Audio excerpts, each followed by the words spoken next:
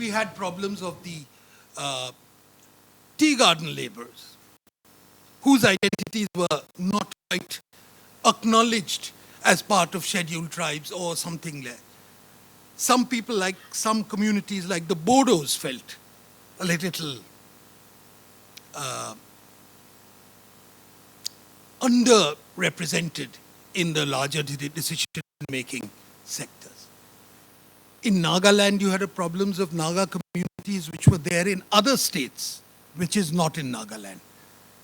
And that fueled a certain insurgency.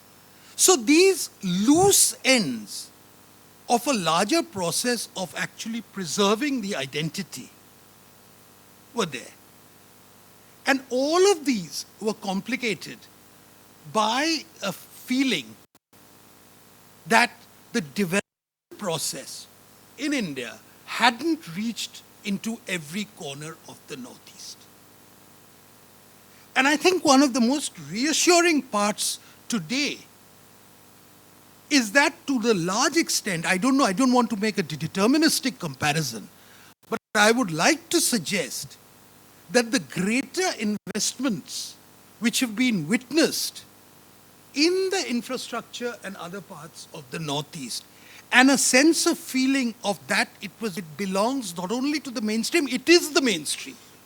That there is no difference between the Northeast and the mainstream. That the Northeast constitutes the mainstream.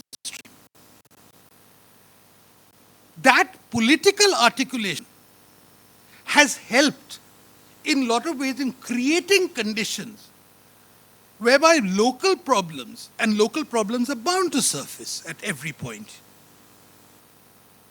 can be handled with a greater degree of reassurance. There are, of course, issues which go beyond that, which is like, for instance, the entire question of Arunachal, the border issues with China. There are some parts of Burma and Nagaland which, again, have to be worked out. The lack of a cohesive central authority in Burma has not, in Myanmar, has not helped the process. These are some outstanding processes. But what we are looking at, and which General Kalita hinted in the course of his address, is that today we are looking at a greater opportunities of the Look East policy of India, the integration of the entire economies of the Northeast with Southeast Asia, a process which had been stalled for a very long time. I mean, today we are realistically talking in terms of a possibility, and this time it's more than just a possibility, as a likelihood that the Chittagong port may actually once again be opened for the trade with the Northeast, and the boon and the bonanza that can cause to the economies of these regions. Then there will, of course, be the question of whether manufacturing industry today has a future in the Northeast, whether manufacturing in the older way, some which was based on fossil fuels, which again is a more contentious global aspect, or whether we are now talking in terms of a very, very different model, perhaps a model which Sikkim has taken up. That is a model which is thing. We are talking in terms of tourism in a different sort of way, ecotourism. But all of these, the investment and the political will and the local impetus that calls for, I think, is much far more. And lastly, I would like to mention today that gone are the days when a politician or a leader from any of the northeastern states would find themselves a stranger in Delhi.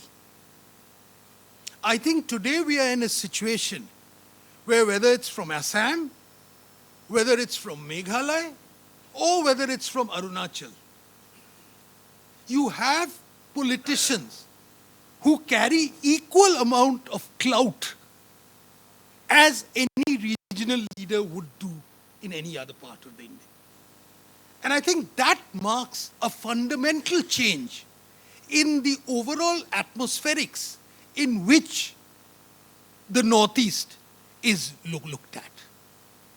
And I think that's why it's very important that people like you who are occupying important positions in the strategic, in the border states and others are sensitized sometimes to the larger role of the Northeast in the Indian polity, and that it today occupies a centrality which may hitherto in the past have been lacking. And I think it's this change which, carried over for the next 25, 30 years, will see a fundamental transformation. And therefore, that distinction between the Northeast and the mainstream will, I think, will be totally obliterated. Northeast will be the mainstream. Thank you very much.